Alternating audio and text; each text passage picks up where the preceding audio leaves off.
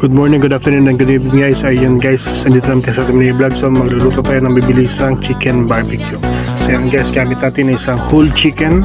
So ito yung ating marination guys. Ketchup, oyster sauce, light soy sauce. Tapos lagyan din natin ng Dijon mustard. Papasarap guys. So lagyan din natin ng lemon, isang buong lemon guys. So yan, papasarap guys, isang buong lemon. Mekos natin yan.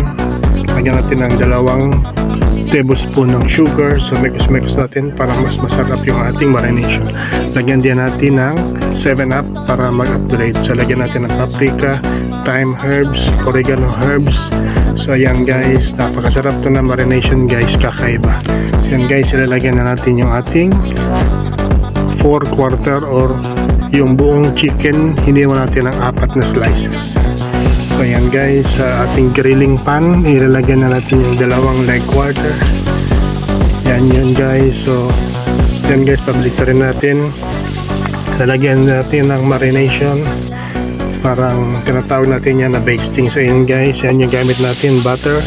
Or kulang butter guys, pwede yung margarine. So yan guys, naluto yung leg quarter. Iluluto naman natin yung breast with wings. So yan guys, nilagyan pa rin natin ng butter.